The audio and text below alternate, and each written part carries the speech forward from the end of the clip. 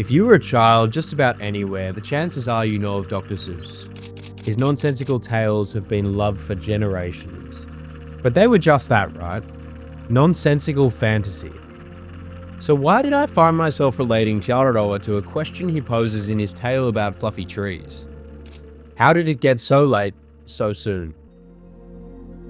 Time on the trail felt erratic. Some days dragged on forever, yet somehow 100 of them had disappeared without me noticing.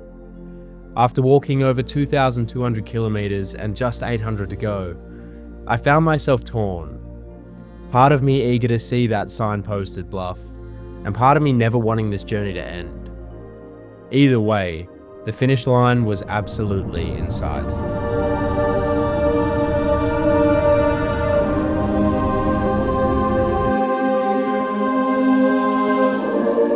We joined back to the trail on the other side of the Rangitata River. This is now the final stretch.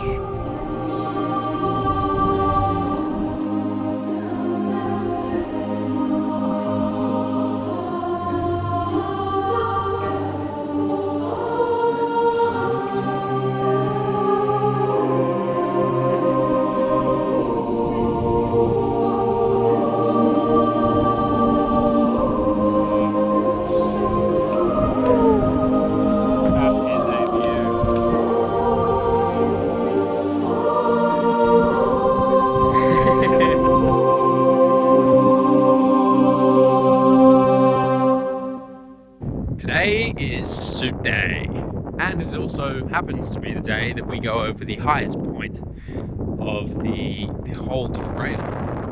It's almost 9 o'clock, so I gotta go to work.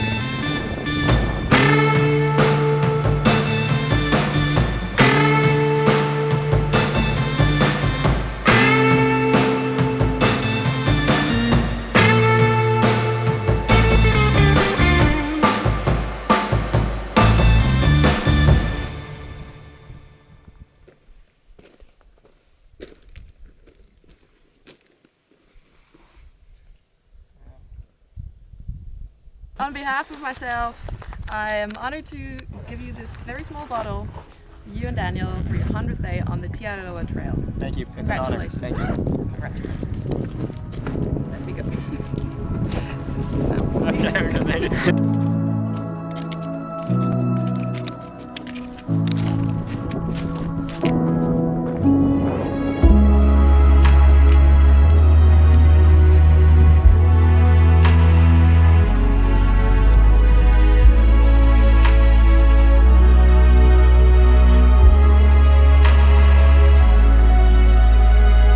This is magic.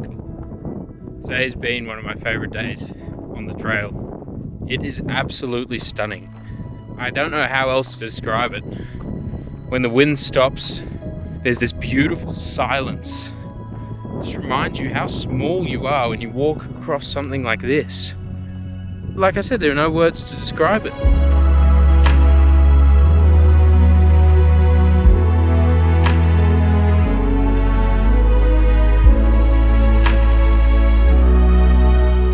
The sheer magnitude and solitude of those mountains will stay with me forever. But as much as I was in awe of them, the trail had other plans for the day ahead. 58 kilometers, my biggest day yet by a long way. To take it on, we had to start before the sun even thought about rising.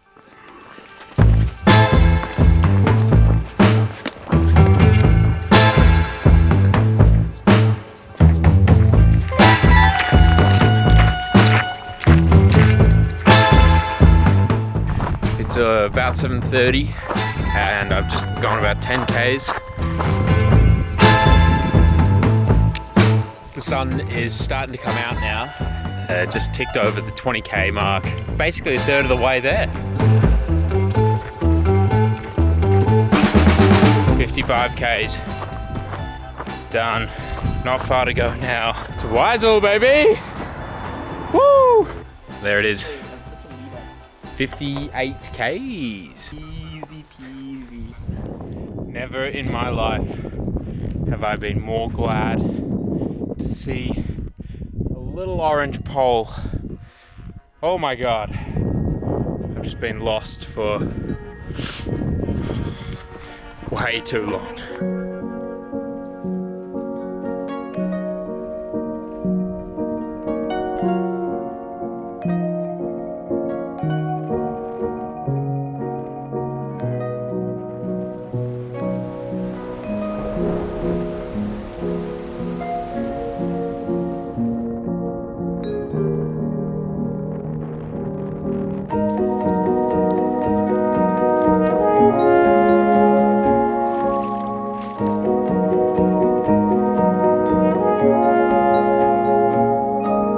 further I got, the more I found myself living in the present.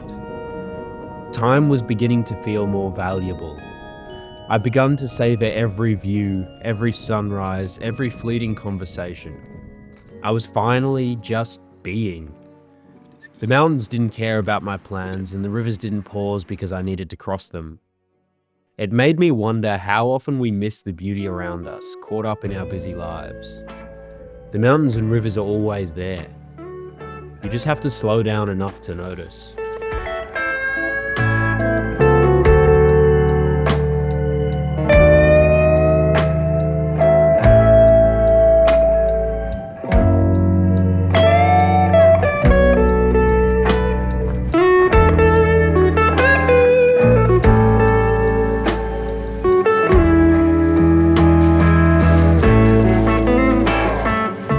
Walking towards Queenstown, I suddenly noticed the trees glowing gold. At first, I couldn't put my finger on why this felt so special. Then it hit me. I'd now been walking long enough for the seasons to change. Time, usually so intangible, was now painted across the landscape in shades of amber and gold. It felt like the trail itself was showing me how far I'd come. That visual representation of passing time gave me goosebumps. And for the first time, what I was about to achieve felt real.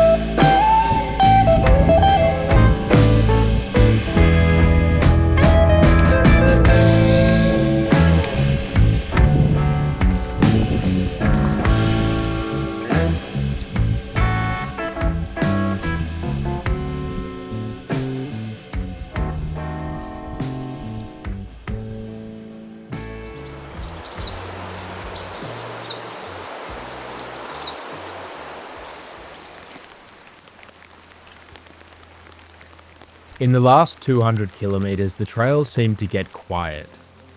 Or at least quieter than it was before. It felt like the difference between having your head above and below water. The noise of the world faded, and all that was left was the rhythm of my breathing and the crunch of the leaves beneath my feet. It was in that quiet that I began to feel truly in tune with myself. The trails stripped away the distractions, the rush, the noise, and left me really appreciating my place in the world.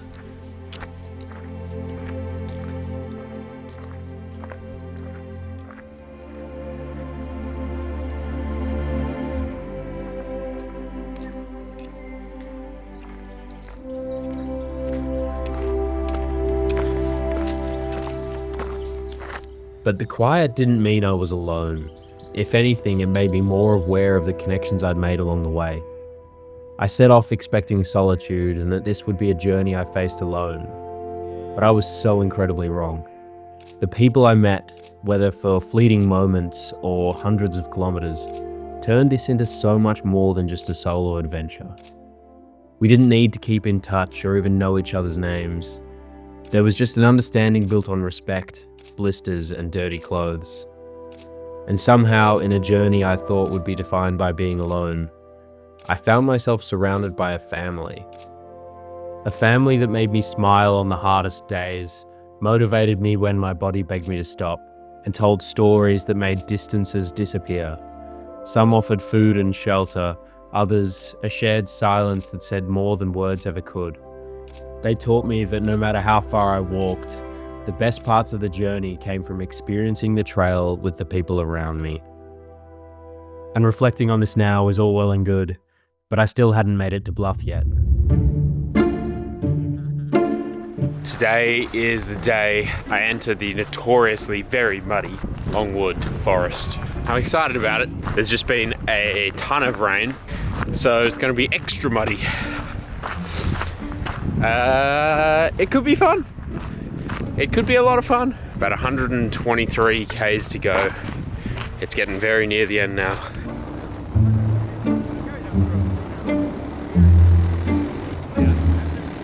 Here we go.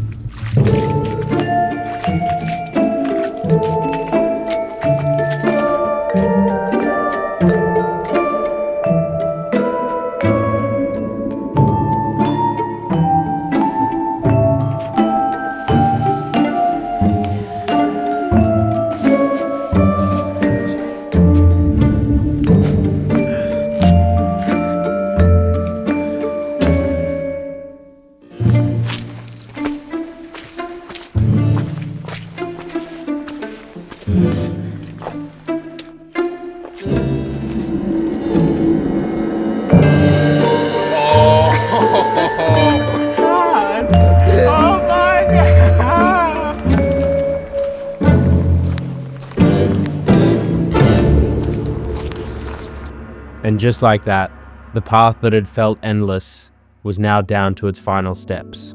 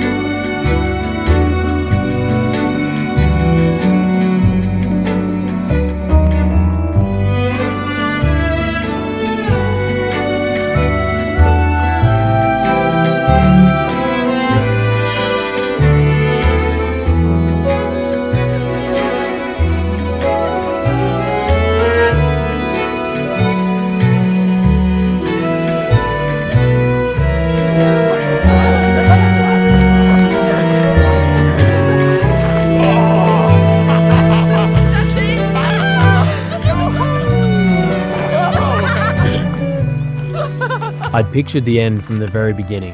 For 4 months, I had chased this sign through mountains and forests, across rivers and roads. Into a car park. And now I was here, ready for my eyes to start welling up, ready to welcome a crazy rush of emotion. But nothing came. It was just a sign, and one that anyone could have driven right up to. Of course, this particular sign marked the end of something huge, something I should be very proud of. But I thought it would feel different. I thought it might feel more. But maybe the finish line was never supposed to be the point. Maybe it was each and every step that led me here. The people I met, the landscapes, the soul-crushing feeling of putting on wet socks in the morning.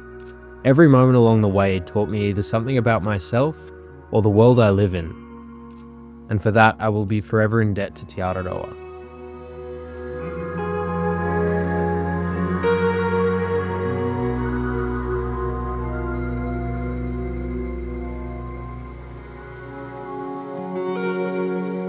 So I will leave you with this, and as much as I hate to admit it, after all this time, that overused, worn-out, stitched-on-a-pillow cliche turned out to be painfully, undeniably, and unbelievably true.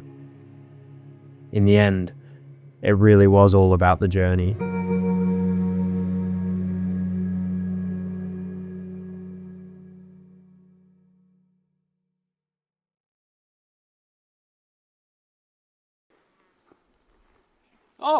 Oh, hey there. How's it going? Name's Cohen Bolliger. Nice to meet you. Oh, it's a beautiful day out, isn't it? Every day's a good day when you're not in the office. Oh, what do? I work for a little company called PJ Morrison. Yeah, we make the mechanism that makes your pens click. There's the top clicking mechanism, side clicking. Right now we're trying to work our way into the 4 clicking mechanism. Boys in engineering tell me it's a real doozy. But yeah, we mostly work with big corporate clients, you know, BIC, that sort of stuff. But don't worry, I'm not gonna be selling you anything unless you work for BIC. Do you? I'd be lying if I said that when I was a little boy I dreamed of making pen mechanisms. Yeah, Darren, that's Mr. Morris, that's our boss. He sent us out in this little team building exercise. We call it the long commute. We like to play hard, we like to work hard. Well, anyway, time's money and I've wasted enough of yours, am I right? Better leave before you start billing me. Have a good one.